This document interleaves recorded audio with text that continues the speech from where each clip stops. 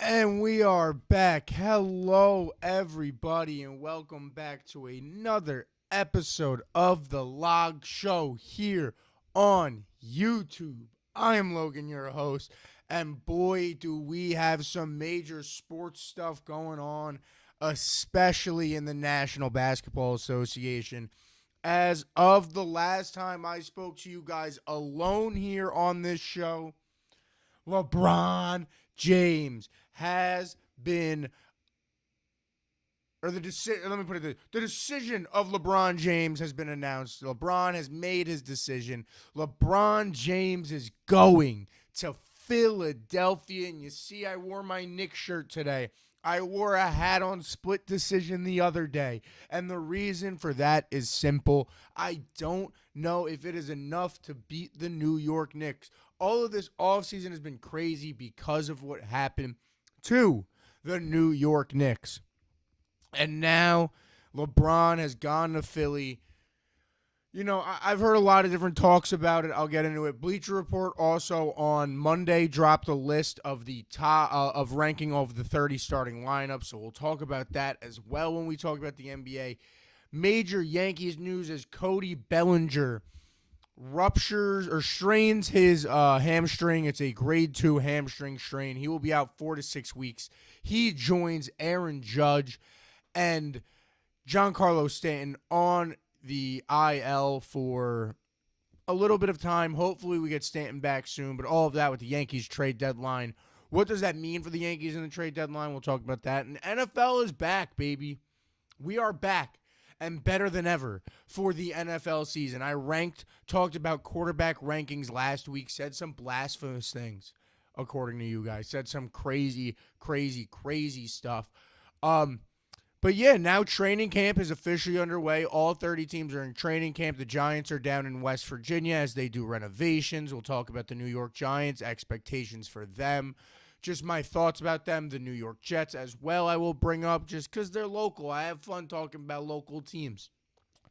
And then other just major news around the league. I know some people have been added to the PUP lists. Some people have been cleared. All of that. So let's get right into it. Let's get right into it today as the biggest sports news, as every time it is when he's a free agent, because he loves the parade. He can't get over the parade and the attention.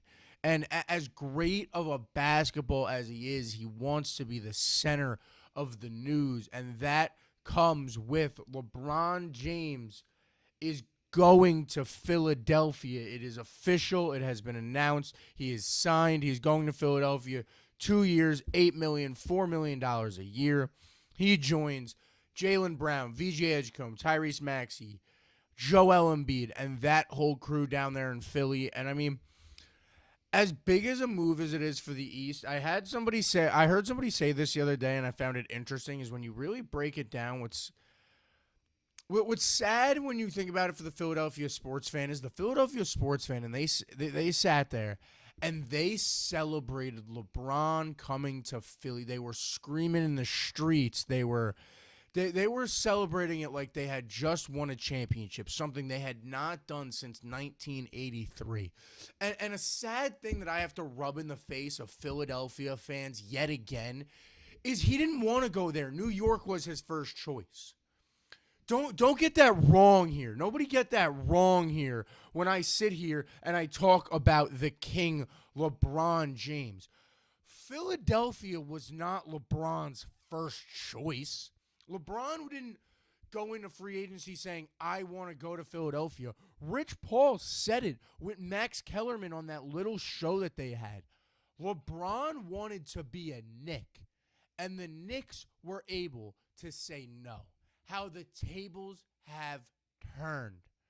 If this was 5 years ago, 6 years ago, and the Knicks said no to LeBron, the uproar in the New York Times and by Stephen A. Smith and by pundits around the basketball sports world that would have rip James Dolan and rip the Knicks apart for going, you don't want LeBron? LeBron was in his prime. The Knicks were terrible. But look how the tables have turned. LeBron is looking for somewhere where he could go chase a ring, and he wanted to go to New York.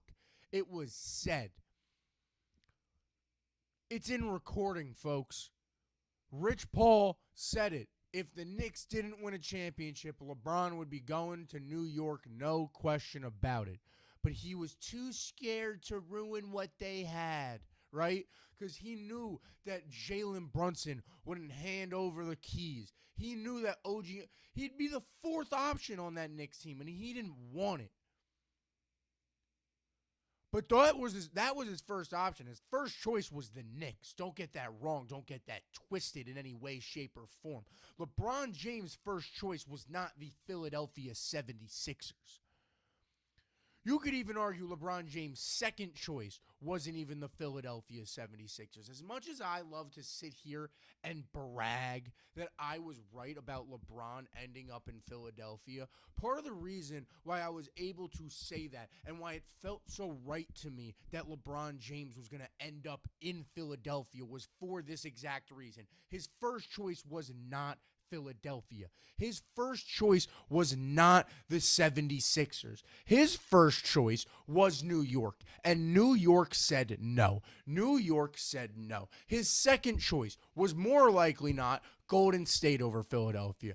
But a lot of people, once you got the sense of it, you got the sense that they weren't going to get Anthony Davis. And once they weren't going to get Anthony Davis, you had Draymond Green opt out in that situation to make it all work. You had it all going for you for the Golden State Warriors. But the Washington Wizards said no. They said, we want to make this Anthony Davis thing work. So you want to know what happens? Now you're sitting there as LeBron James, and you're not going to have Anthony Davis in Golden State. So you know you can't win a championship there with just you and Steph and Draymond. That's not going to happen. And now the Knicks already said no. So now you're settling for a third option if you're LeBron James. And his third option wasn't Cleveland for whatever reason, with whatever his camp coming out and saying Donovan Mitchell, this and that. You know, the rumors have it that maybe he didn't want to play with James Harden, whatever that be about Cleveland. He didn't want to go to Miami, whatever the reason being is. Philadelphia was above those two teams. I'll give you that, Philly. If the 76ers fan wants to sit there and celebrate that you were LeBron's third option, go ahead and have fun.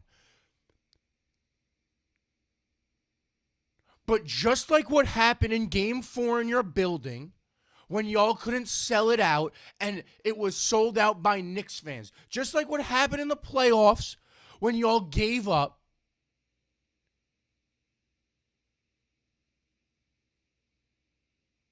even LeBron wanted to be a Knick first. Even LeBron wanted the Knicks first. And he went to the backup of Philadelphia. Power to him. And don't get me wrong, that starting lineup on paper is very, very, very good. I won't bat an eye at that. I won't argue against. I'm not going to sit here and say that they aren't. But this Philadelphia 76ers team is getting a whole lot of flowers before they've even played a minute of basketball together. This isn't like adding LeBron to a team that has already played together. Jaylen Brown has never played with these guys. LeBron has never played with these guys.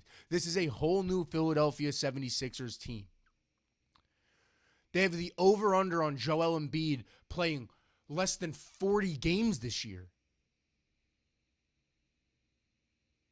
Yes, does that really matter if you make the playoffs? I see what you're saying there. But Joel Embiid might play less than 40 games this year. LeBron's not playing 82 games.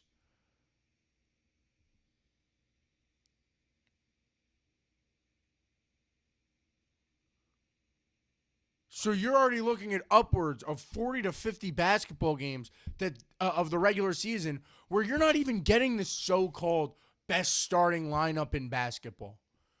We might get lucky if we see it 10 times. We might get lucky if we see LeBron James, Joel Embiid, Jaylen Brown, Tyrese Maxey, and VJ Edgecombe start a basketball game together 10 times this upcoming season.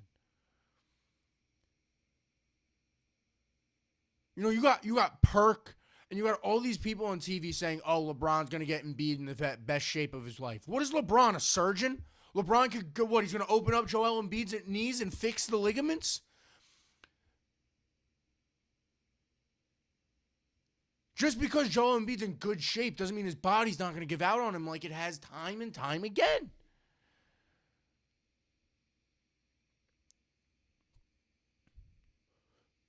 So when I see a list like this Bleacher Report list, and don't get me wrong, I'll be the first person to tell you that Bleacher Report is the king of rage bait articles. The king of a sports network just throws articles out there to just try to get a click.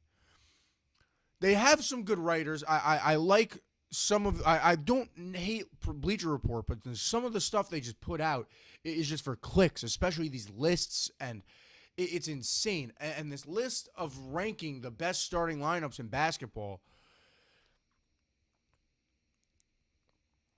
to put the Sixers at 1 when they haven't played a minute of basketball together, I found crazy. I could see them in the top 5, don't get me wrong. Is this starting lineup extremely good on paper? Yes.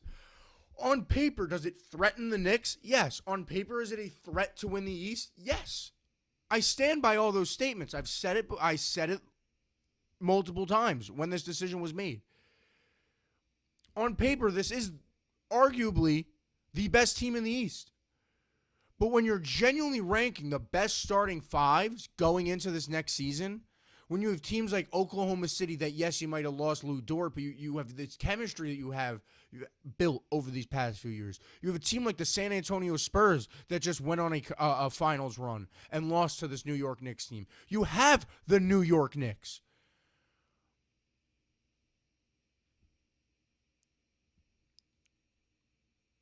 You're telling me that they're the best starting lineup already when they haven't played a minute of basketball together?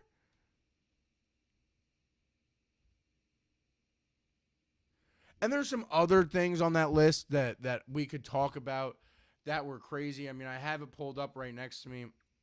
You know, having the Hawks as a better starting lineup than both the Rockets, I think the Hawks are extremely ranked. Like, they're at 8 in this list, and I think that's extremely high. I think Minnesota at 12 is extremely low. But again, I understand it would at least Minnesota because you haven't seen LaMelo and Anthony Edwards play together. Yeah, like the Pistons at 13. You think the Hawks starting lineup is better than the Pistons? Are we going to be serious here? Like, are we going to be serious, Bleacher Report? The Hawks starting 5 is better than the Detroit Pistons starting 5? And that's including Jared Duran, however you pronounce it. I think it's Duran. I think it's technically Duran. Jared Duran. Besides the point. Besides the point of how you say his last name. They included him in that starting 5. You're telling me the starting 5 is CJ McCollum, Dyson Daniels, Lou Dort is better than the Cade Cunningham, Asor Thompson. I don't know. The Detroit Pistons? I don't know about that, Bleacher Report. They have the New York Knicks at 3. Don't hate that. But you put a team that hasn't played a lick of basketball together above the New York Knicks that just won an NBA Finals.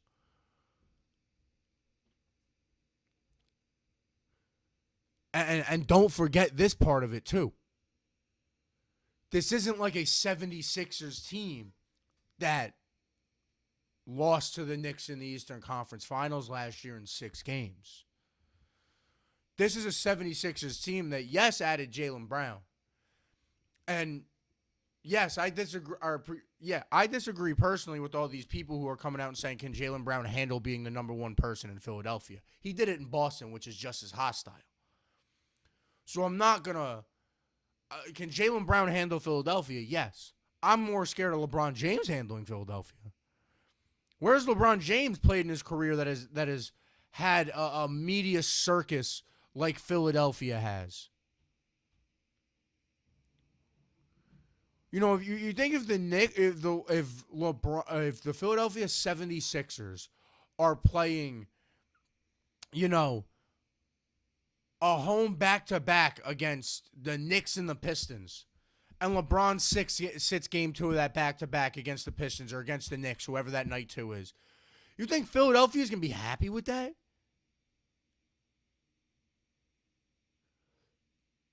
You know, as good as LeBron is a great player for a reason. He's willing to also make the mistake that loses the game as much as he's willing to make the play that wins the game. You think if LeBron makes that mistake in Game 3 of the first round in a 1-1 series, even though he's come back from 3-1 before, that Philadelphia is going to be okay with it? No. Not at all. And the Philadelphia, Joel Embiid and the Philadelphia 76ers, through his whole trust the process, haven't even sniffed an Eastern Conference Finals appearance. Never mind a Finals appearance. Never mind an Eastern Conference Finals victory. You haven't gotten past the second round. And all of a sudden, this is the best team in basketball? All of a sudden, we're crowning this team champions already? Why even play the season? They got Jaylen Brown and LeBron James. Give them the trophy. Why even play the season, right? Because that's what everyone said going into this last season, right? Oh, no one could beat the West anyway. Oh, the Knicks can't beat the West. Oh, no one could beat the Spurs. Oh, they got Wemby. They got the Aaron Fox. Ain't nobody could do that. And what happened?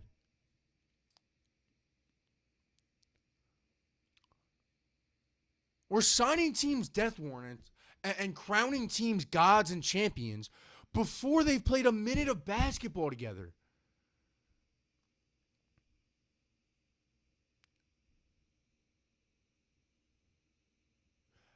On paper, I cannot deny, when you look at a team of LeBron James, Jaylen Brown, Joel Embiid, Tyrese Maxey, VJ Edgecombe, they beat the Celtics in the first round last year.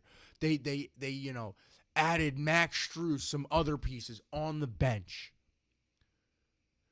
So I get the excitement. If I'm a 76ers fan, I get the Sixers fan excitement. But I'm here to pop the bubble. And when you look at the facts, we're going to be realistic. Let's say LeBron James plays 75 games, which is an huge exaggeration stretch of how many games I think LeBron will actually play this year, right? I don't think he'll get up to 75 games at all. But let's say he plays 75 games. Let's play Joel Embiid also goes over on the games expected and at least plays half of the games this season. That's what I'm like with that scenario. That is best case scenario. You are getting that team on the court for 42 games. Best case scenario. 42 games. That's it. It's all you're guaranteed with that lineup. Because I'm telling you, Joel Embiid ain't going to magically wake up and play 82 games. It's not going to happen. I don't remember the last time it has happened. Joel Embiid is not going to wake up and magically just play a full season of basketball. LeBron James at the age of 42 is not playing a full season of basketball, especially in this modern era. It's not happening.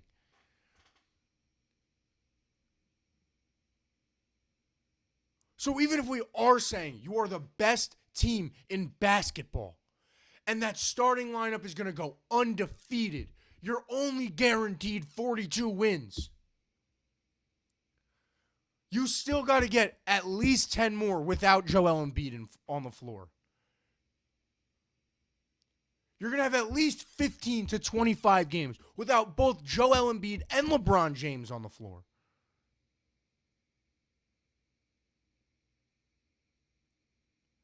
And don't get me wrong, I think Jaylen Brown's good. But now we're talking about a starting lineup that's Max Strus. Ariel Hockporty. Jaylen Brown, VJ Edgecombe, and Tyrese Maxey. Is that the best starting lineup in basketball?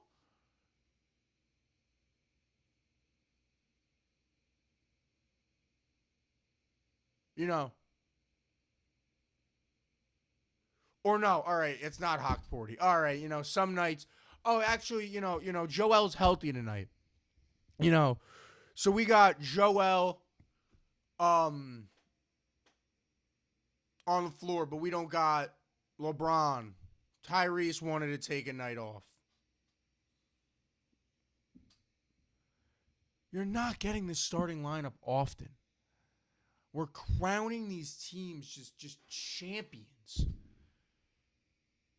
when we haven't even seen them play. When you got teams like the Detroit Pistons, I'm not even gonna include the Knicks in this part. But you still have teams like the Detroit Pistons, the Miami Heat that just added Giannis Antetokounmpo, the Boston Celtics, the Orlando Magic, the Cleveland Cavaliers, the Atlanta Hawks, the Toronto Raptors. All great starting lineups. All of them. All 7. And that's just in the Eastern Conference. That's not talking about Oklahoma City. That's not including San Antonio. That's not including Denver. It's not including Minnesota that just added LaMelo Ball.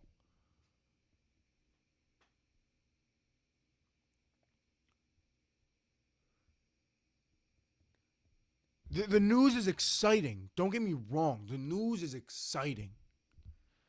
If I'm a 76ers fan, I get, being in the streets shouting. I get it. I wouldn't have been like that as a Knicks fan because I said it multiple times when we were going through this saga, the decision again. I said it. I go, am I happy if we get LeBron? LeBron's LeBron. But am I mad without LeBron? No, we could survive without LeBron.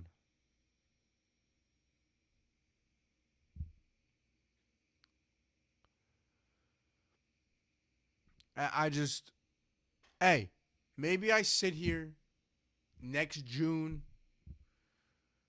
and I'm looking like an idiot, making a bet with one of my friends and on this show with whatever, because the 76ers get it done.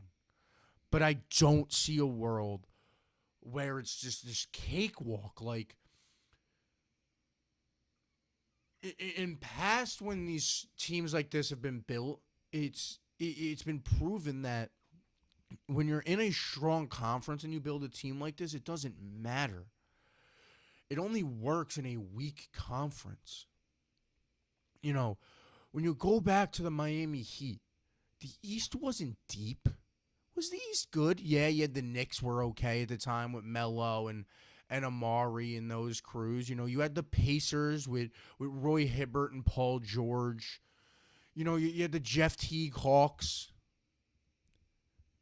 Did you really have a threat?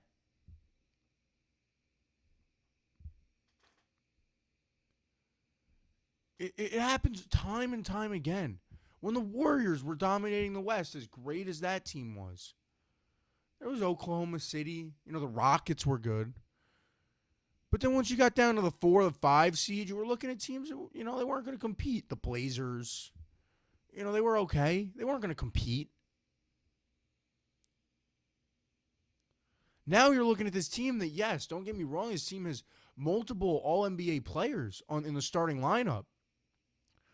But that they're in an Eastern Conference that is no longer this weak conference. It's the Eastern Conference that is the reigning NBA champions. You have the Indiana Pacers that a lot of people are forgetting about with a returning fully healthy Tyrese Halliburton, who's doing, through the leg dunks on his Instagram to prove how healthy he is and how much his bounce is back. You got the Toronto Raptors that just added Kawhi Leonard back to their team. You have, like I said, the Detroit Pistons that won 62 games last year. This ain't going to be a cakewalk. This team don't got a cakewalk to the finals, and this is a team that don't got deep playoff experience. So stop handing it to them.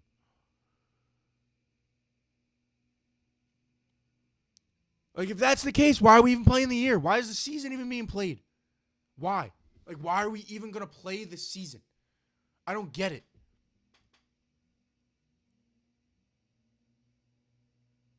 Leave it be to on paper. Let's stop it in the media crowning this team champions. I'm fine with the initial reaction the first 2 days, when it happened on what was that, Friday or Saturday, and the day after. I'm fine with everyone being like, oh my God, the Sixers are so good. But then when we get to 2 days after and 3 days after, and now we're on Tuesday, we're past the full weekend, and it's settled into everyone's brains that LeBron James is a Philadelphia 76er. We've all had time to think about the landscape of the NBA. If you're still sitting here crowning this team champions, you're just blind to the rest of the NBA. And it's an embarrassment. Philadelphia's embarrassing themselves by being as excited as they are and thinking that they're guaranteed their first championship since 1983.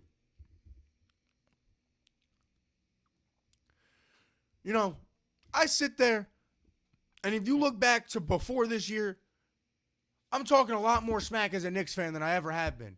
Because before this year, it was, since 73, though, we haven't been able to get it done. Can we get over that hump? And you know what we've done?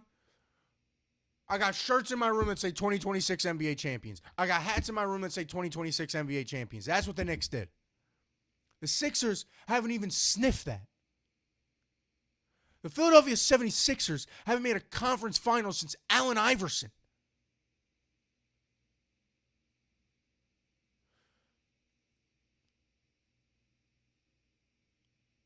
And now all of a sudden they had two players, and they're the best team in basketball so far past everyone else. It's not even a competition. Because when I look at the rosters, I'm not gonna lie. Even if they win the East, the Spurs beat that team. The Thunder beat that team. I'll even tell you the Timberwolves beat that team. I think the Nuggets might even beat that team in 7. In the East, I think the Pistons can compete with that team. I think the Cavs can compete with that team.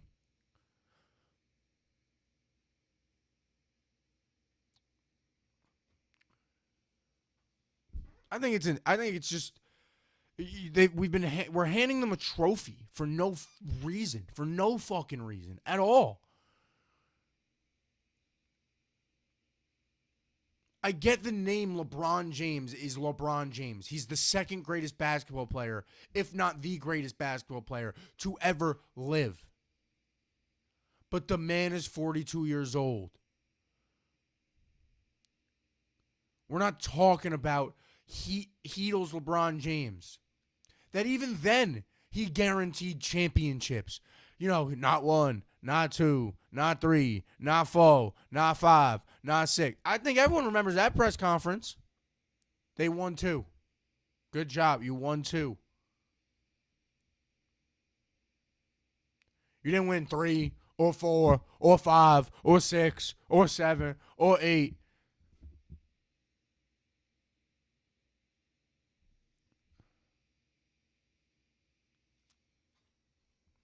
I don't know. And that's another reason why another whole reason why I think that everyone's crowning this team way too early is I think people, for some reason, I don't know why people are saying that, this is now affecting LeBron's legacy because he's going somewhere else to win a chip. LeBron James, especially if he retires after this season, his legacy's set in stone. He's won all the MVPs. He's won all the championships. He made 9 straight finals. He came back from 3-1.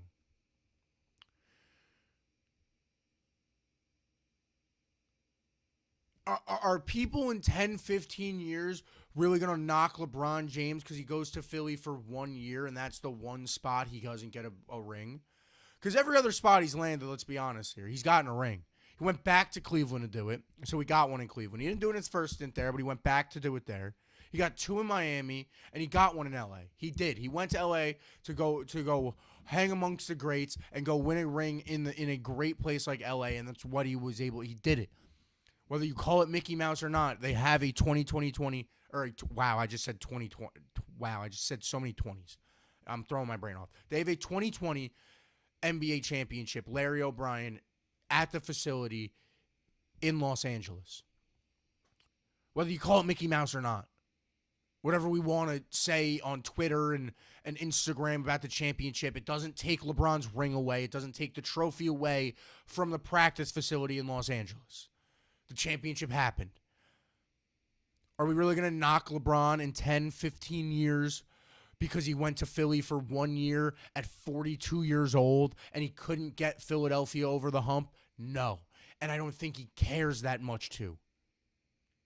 Because again, I'll go back and circle around to my original point. Philadelphia wasn't even LeBron's first choice. It was not LeBron's first choice. Philadelphia was at best, LeBron's second option, if not his third. LeBron wanted to be a Knick. Rich Paul said it. Draymond opted out so that the Warriors could trade for Anthony Davis because that's what LeBron wanted for him to sign to Golden State. And it didn't happen. So now he ends up in Philadelphia with a team that is very good on paper.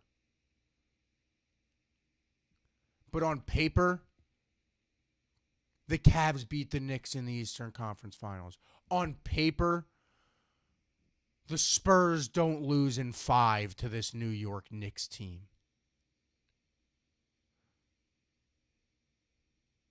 On paper, doesn't matter. On the court matters. And we'll see what the results are in October, in November, in December, in January, throughout the NBA season. Then we'll see the results. But let's stop jumping the gun. The excitement is over. You could settle, and you could think, and you could look at the landscape, and you cannot be an idiot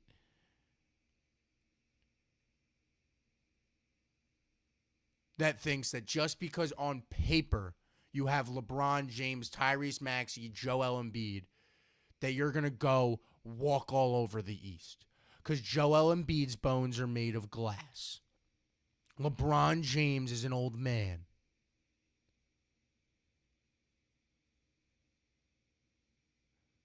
And your fan base is a joke. And the minute they smell blood in the water, they'll run away like cowards, like they did in Game 4 in their own goddamn building.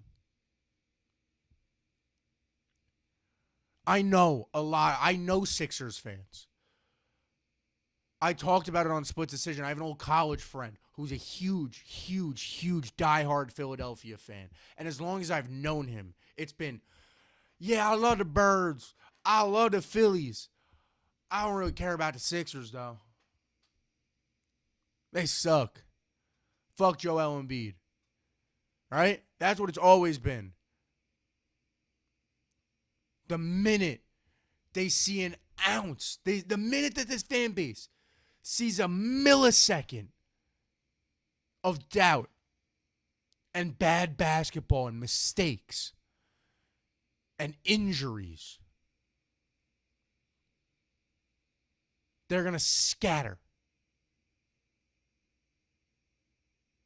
like cockroaches when you turn the lights on. They're going to scatter like cockroaches the minute something goes wrong. The fan base doesn't love the Sixers like that.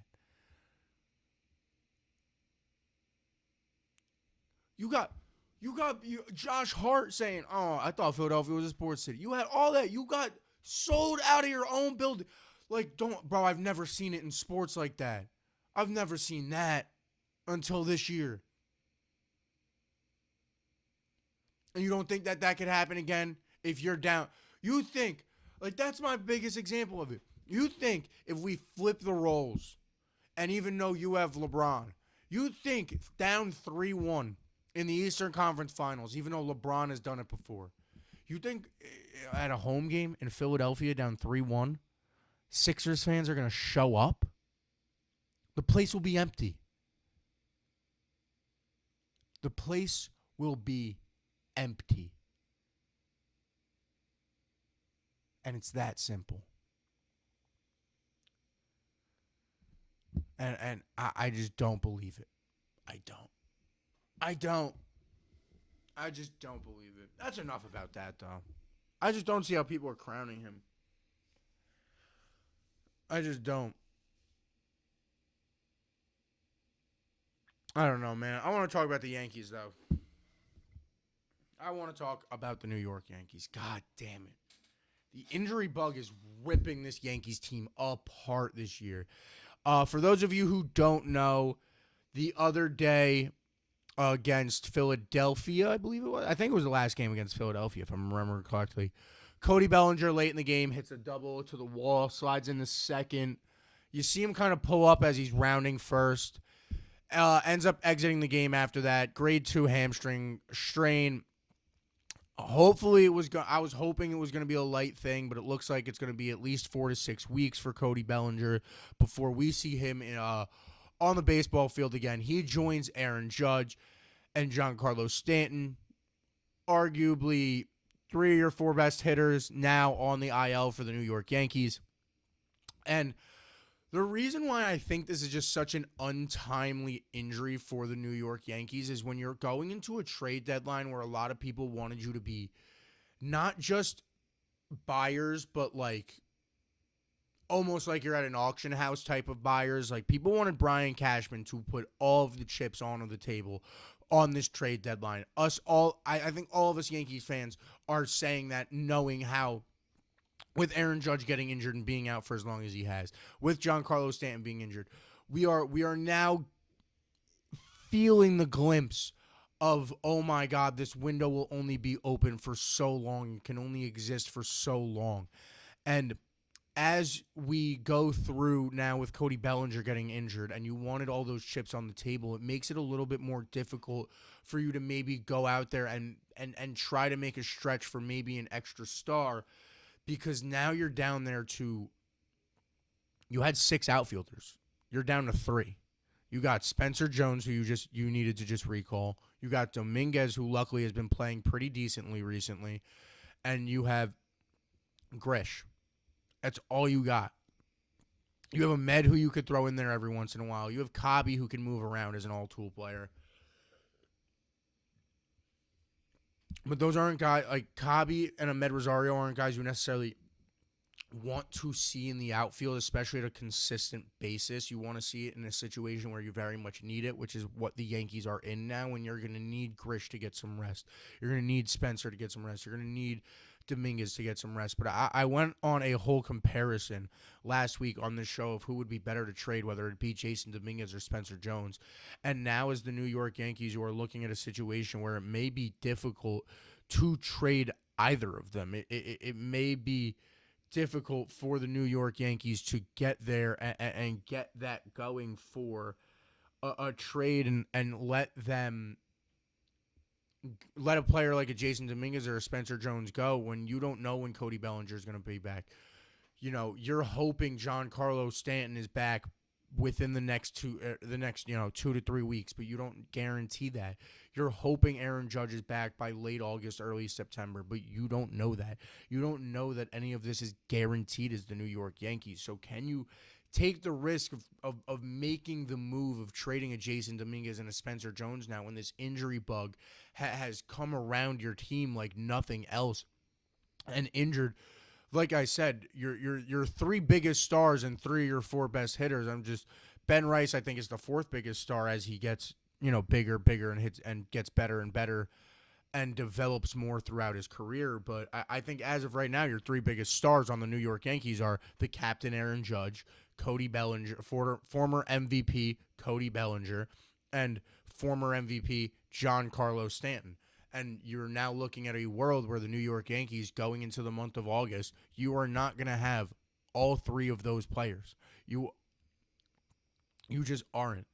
And you have to evaluate that now going into the trade deadline, if it is worth giving up one of those dudes, maybe playing in Ahmed Rosario, maybe calling up a prospect that I'm not really keened into the farm system outside of, your top four prospects that the Yankees have that they've been calling up and calling down throughout the year. Like, you know what I mean?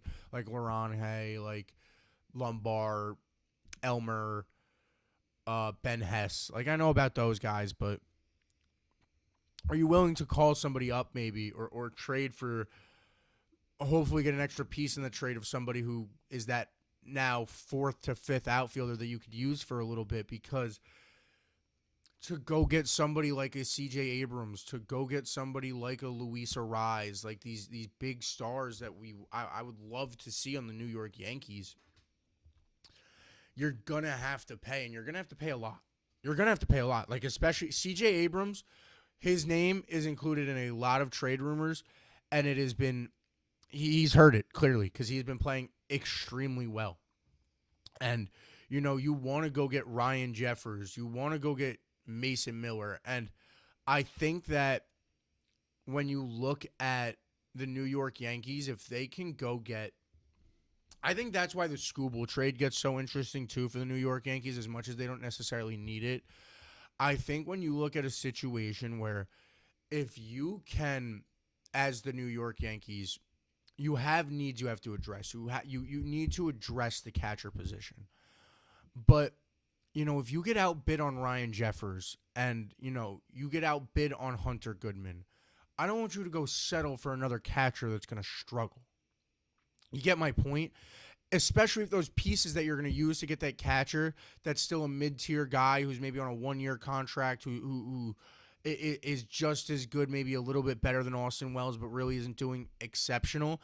If those pieces you have to give up to that guy, you could throw in for a bigger trade and maybe overpay for go get Tariq Skubal, and you now have by far the best starting rotation in baseball. You have a starting rotation where in the playoffs, when you shorten this down to a four-man rotation, you are pitching an ace every night. You are pitching a Cy Young candidate every single night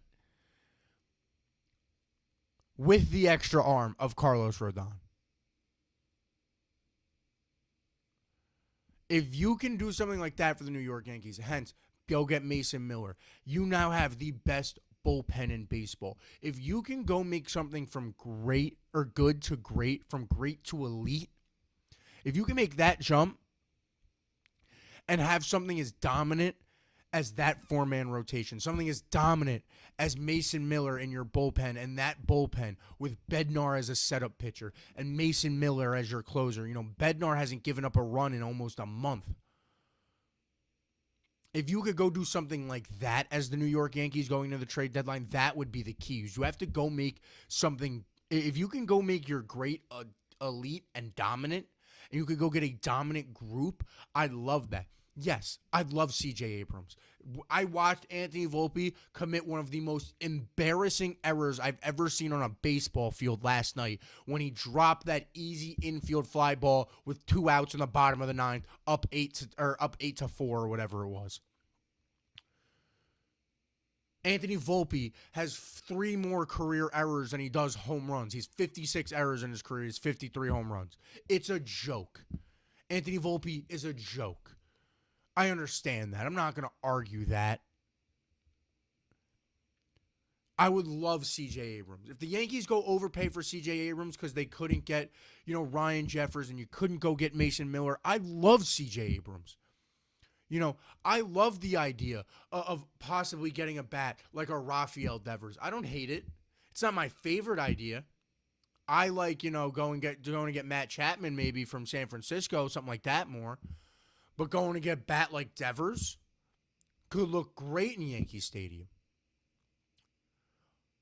Give you an everyday third baseman with Ryan McMahon as a backup, a full tool player that you can move around a little bit. You can give him a start at short every once in a while. You can move him around. But if you could go make great elite for the New York Yankees, that would be a step that would be exceptional. I went on a whole rant last week about going to get Mason Miller. I think Mason Miller is the best addition you can make to this team as the New York Yankees. Mason Miller is Mason Miller is by far the best reliever in baseball. It's not even close. He's leading relievers in strikeouts. He's leading relievers in ERA. He's leading relievers in opposing batting average. He's leading all relievers in WHIP. He's by far the best closer in baseball. You can make your bullpen dominant with the addition of Mason Miller. You can make your starting rotation dominant with the addition of a player like Tariq Skubal. Because if the Tigers aren't stupid, they should trade him. Or you're going to end up like the Los Angeles Angels, and you're letting a generational talent walk for absolutely nothing, not even a prospect. Nothing but taillights in the wind and a wave goodbye. That's all you want to get for Tariq Skubal if you're the Detroit Tigers? Because he's not coming back.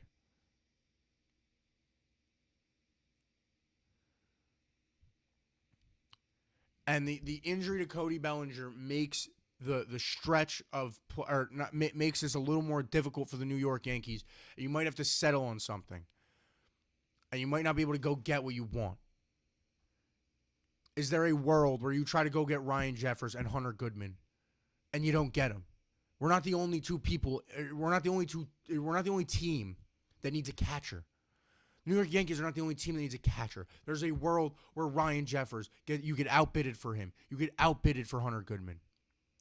And if that's the case, go ahead. Put all the chips in for Tariq Skubal. Put all the chips in for Mason Miller. Go get C.J. Abrams. Go do it. Now is the time. This is the team. The AL has never been weaker than it's ever been.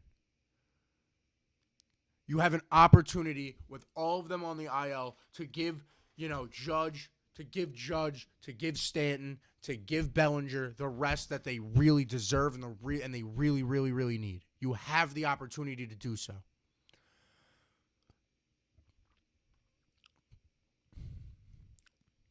So now what you need to do is take the next step. Brian Cashman, put all your eggs in the basket and go win us a World Series. Go make this the year of New York with the Knicks and the Yanks. Go do it.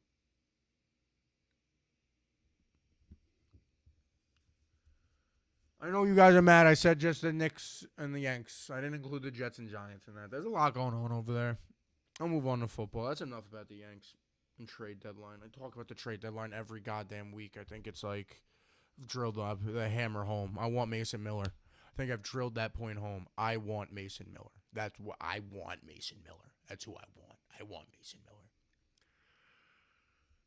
But on to the NFL. As we are in the month of July, and as training camp is underway, I mean, nothing really has happened yet. There's no major news like that. Jalen Carter just got a contract today, so shout out him. He just got a huge extension from the Eagles, so he will be in Philadelphia for a little while longer. But I want to talk about the Giants and kind of my expectations for the Giants this year is honestly more what I kind of wanted to talk about today because I feel like this New York Giants team, I think, it's just such a very interesting situation where you have, Harbaugh is very much this expert coach with such a great resume and has developed talent so well. Matt Nagy has also done a great job as an offensive coordinator throughout his career. But the New York Giants are just such a young team where, your average age of your roster isn't necessarily that young. You have veteran pieces that are going to make a difference with Odell on the bench and Patrick Kirkard there, who's won a Super Bowl before, and some other pieces who have played major games and will be good pieces to have inside of the locker room. But, I mean, this is a team, when you look at it, all of their stars are under the age of 26. You have Kevon Thibodeau, the oldest at 25. You got Dart, who's extremely young. You got Scadaboo, who's 21. You got Avril Reese, who's 20. You got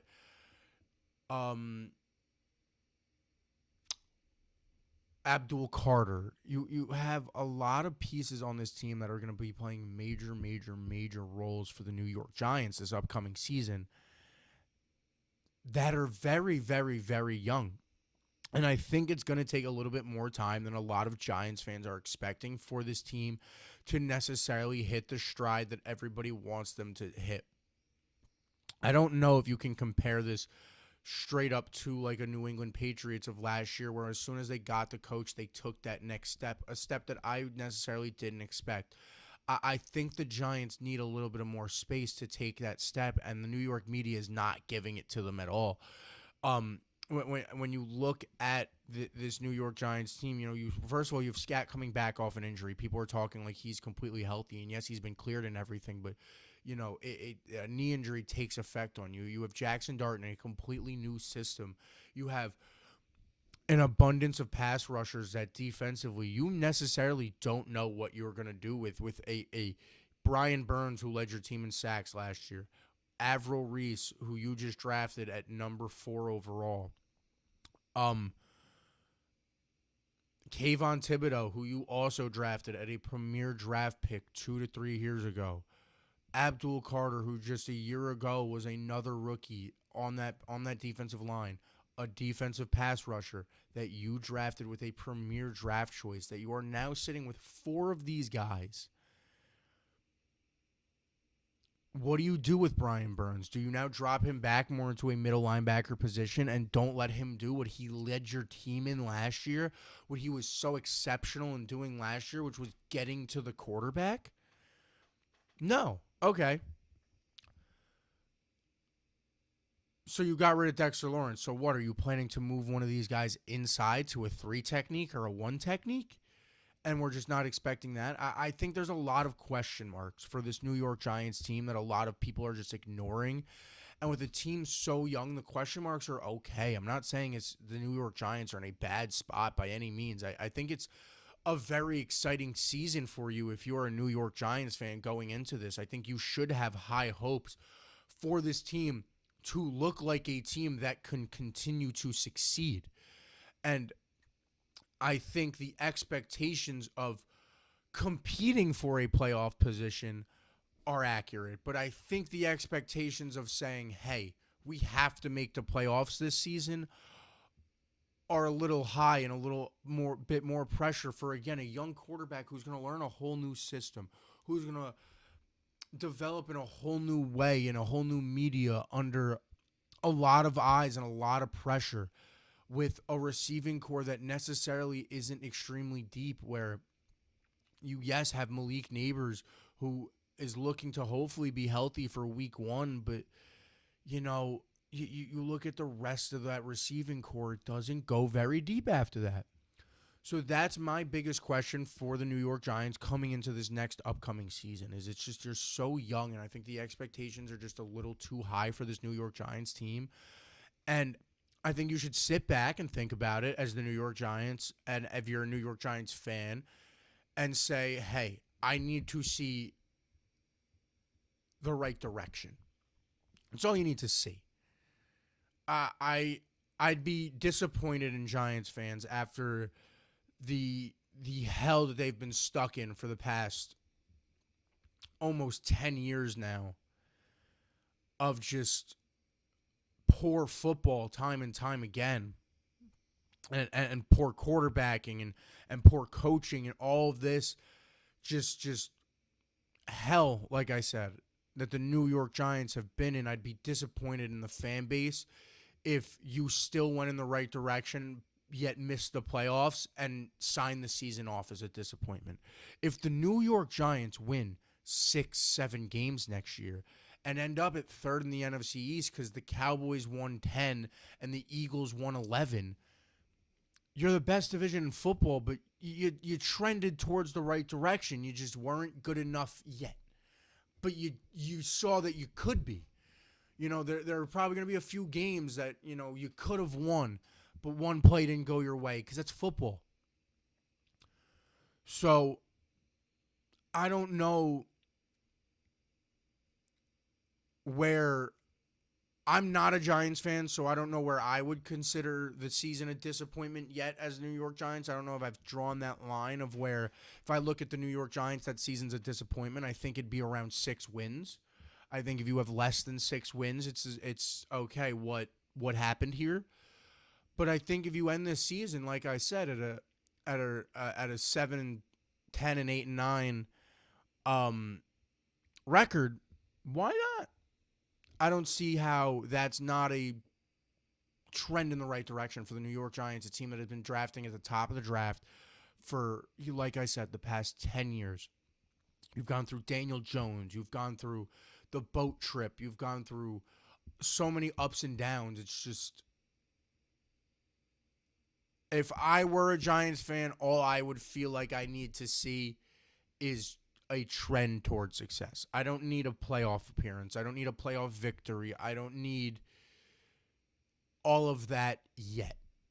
It's at my fingertips, and I need it to stay at my fingertips and within arm's reach. I can't look at this next year with John Harbaugh as a transition year. You do have to see success. But I agree with you completely, Vin. Yeah, that's what I'm saying. I think under 6 wins. As I read the chat here, I think under 6 wins would be that disappointment line. I think when you look at a 7-10 season at third in the NFC East, why are you disappointed as a New York Giants fan? I think if you look at 8-9 and third in the NFC East, why are you disappointed as a New York Giants fan? I think if you got to look at the bigger picture. That's what I think. I think you have to look at the bigger picture that way. Across the locker room, though, the Jets got a lot going on. Since I know you're here in the chat, my friend, and you're the diehard. Yeah. The Jets got a lot going on, man. The Jets have a lot going on. Geno Smith is just so unpredictable. He's so inconsistent, but I don't know. I think the most fun question to have for the Jets was brought up to me by Vin on Split Decision, and it's, do we see Cade Klubnik? I think when you really think about the Jets, and if Geno does just disappoint, do you end up seeing Cade Klubnik in that role of, hey, let's just try the young guy? Why not? So I think it's very interesting for the Jets. I think the Jets are in a whole different situation of the Giants where you're kind of still in the middle of your rebuild. You went defense first in the draft, which is fine because you couldn't go get Mendoza, and you didn't feel like Ty Simpson was necessarily good enough to be your guy. You didn't like Ty Simpson enough to be your guy. So you got Cade late, who I love Cade Klubnik. I think Cade Klubnik has had a lot of NCAA success in a system down there in Clemson with Dabo Swinney that has produced NFL quarterbacks like Trevor Lawrence and, despite his off-the-field issues, Deshaun Watson, who have succeeded over the past couple of years. So I think Cade Klubnik could be a very, very interesting case when it comes to the Jets in this upcoming season. But I think the best situation for the Jets would be another disappointing year.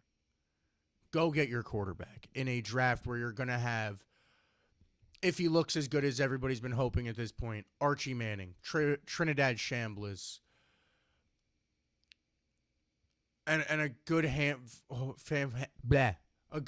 of other guys, Dante Moore, that I think could end up being better results for you. But also, who knows? Maybe Geno disappoints.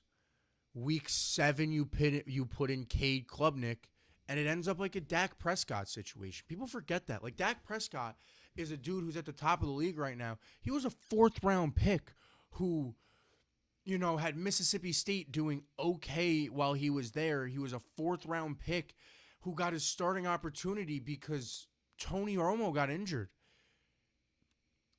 And Dak just played well. It's possible that Cade could be that guy. It just depends on the rest of the roster for the New York Jets and how you perform and how Aaron Glenn is able to coach. And how that now that you've brought in a new offensive coordinator, can Aaron Glenn now focus on him focusing on the defense? Can you now go get a turnover? You know how much of a difference a turnover makes? You guys didn't have a single turnover last year as the New York Jets. You need a turnover, please. If you want to see at least an okay season, you need somewhat of a turnover. Can't end the year with 0 interceptions. But it'll be interesting going into that year as we get into training camp and news comes and practice comes, and now everyone sees, oh, this guy looks good in camp and this guy looks good with no defense against him, and this guy. I can't wait for it. Just to run down some other NFL news, because I want to talk about the whole league a little bit. Ramsey added to the PUP list. They don't think it should be bad, but they do add Pittsburgh does add Jalen Ramsey to the PUP list to start the year. Daniel Jones has been cleared, so that'll be fun to see for the Indianapolis Colts, a team that was on fire with Daniel Jones at the helm last year. He is back. He is healthy. So to see if that team can bounce back will be very, very fun to see. Yeah. And everybody, including the head coach on the San Francisco 49ers, is injured. Yeah, prayers to Shanahan. I'm glad he's okay after that car accident. Kittle's on the PUP list. Bosa's still injured from his ACL injury. Yeah. The 49ers are becoming a mess, I'm not going to lie. But yeah, I mean, that's all I got for you guys, yeah. Hopefully by this time next week, trade deadline. We'll see what happens over the next 6 days for the New York Yankees. We'll see how it breaks down and how this New York Yankees team with the next 6 days being your make or break point to go get a catcher, maybe go make this bullpen elite, go make your starting rotation dominant, go put all the chips on the table and go win a championship. That'll be interesting to see. LeBron's a Sixer. Yeah, that's it. LeBron's a Sixer. But you know what? They ain't the reigning champions. Knicks in 5, baby. I will see you guys next week. Bing bong. Peace out.